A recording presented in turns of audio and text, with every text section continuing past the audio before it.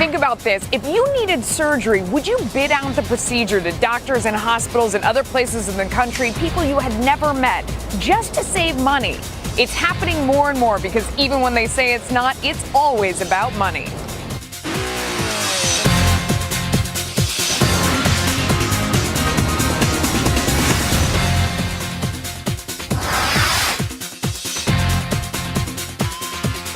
Sure, we all love going online to find the best deal, but usually you're talking about a hotel room, a flight, a television. Would you feel comfortable accepting an online bid for a hip replacement from a doctor you have never met?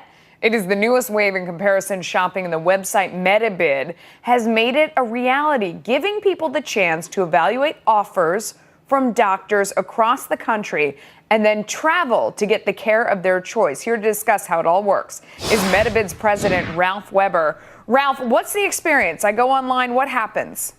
Well, you go online and you make a request. Now, it depends if you work for an employer that uses MediBid to source care or if you're just an individual.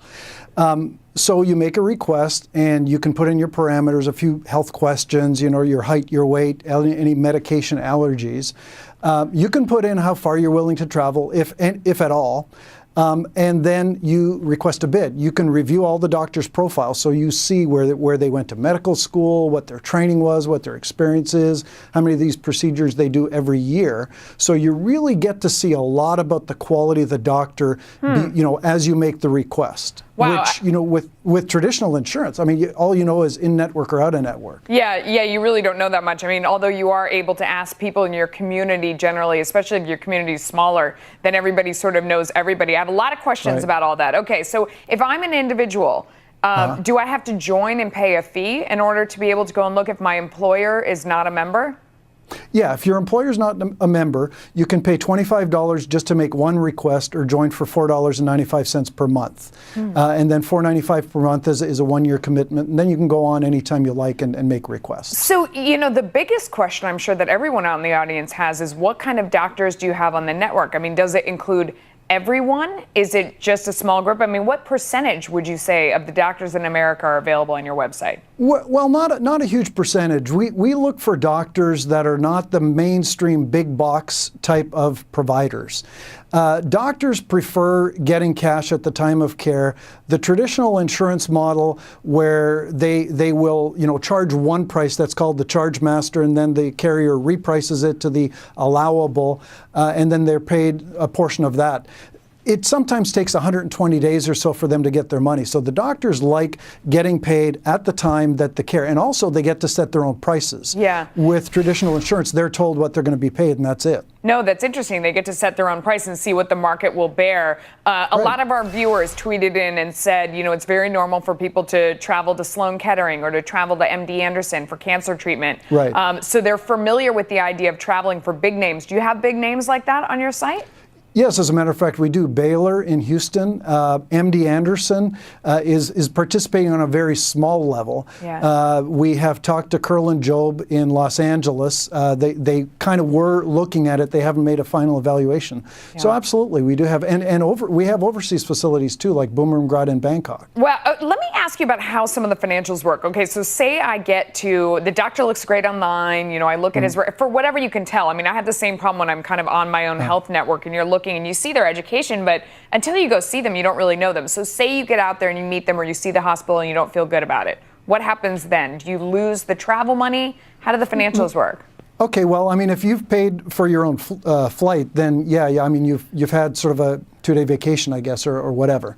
I mean, it's not much different than if you looked in the yellow pages and went to MD Anderson or the local, corner hospital, either way.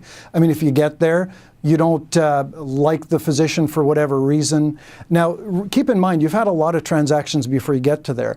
A lot of the doctors, when they respond to a bid, they'll say, okay, before we go through this, maybe we should have a phone call or talk on Skype or something like that. Yeah. So usually by the time you get there, you've actually kind of met the person sort of online. And how does insurance play into this? Because in a couple of the articles that I was reading about this, they were saying that in some cases, your insurance company will pay for you to fly to another place if it is significantly cheaper for them. How do you get your insurance company involved in shopping for prices? Well, a lot of people use private third-party administrators where they have more flexibility.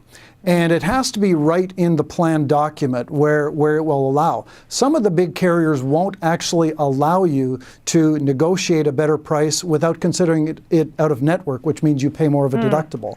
So you have to make sure that your plan is set up to wrap around this kind of travel arrangement. Yeah. I mean, if you're getting a knee replacement for $21,000 versus $70,000, it would be foolish for the carrier not to cover. So it's with self-funded employers where they can do this, and they can save. Yeah, what's the most common type of surgery that people are traveling for? What do you see the most? Because I imagine it isn't emergency surgery where people are price comparing. No, that's true. Our app isn't quite fast enough to work in the ambulance. A lot of people are using knee replacement, hip replacement, colonoscopies. Those are probably some of our more common. Rotator cuff repair, we're getting a lot of requests for cosmetic procedures. But I think orthopedic would be the most common surgery because they're mostly pre-planned. Yeah. No, it's a very interesting model because, of course, we're going through these dramatic changes in healthcare. People are trying to figure out, as they're forced to bear more of the burden of cost, how they can make it cheaper for themselves. Here in New York, a lot of, doctors have stopped taking insurance altogether and they've gone to all cash because the system is so hard to deal with. So an application like yours, I can see it gaining a lot of popularity as people, realize that they're really out there on their own trying to fend for themselves. Ralph Weber, great stuff. Thank you so much. Very interesting. And it's not just about price, though, Melissa. It's not just about price. I mean, when you go to Hotels.com, you don't look for the Motel 6. It's about access, sometimes crossing a state line. A different medical board has different regulations which drastically can increase or decrease the cost. So it's about access and choice and getting the doctor that you want rather than the one that covers you. Yeah, no, that's a great point. I'm glad you added that. Ralph, I think it's the wave of the future. Thank you so much for coming on. Thank you, Melissa.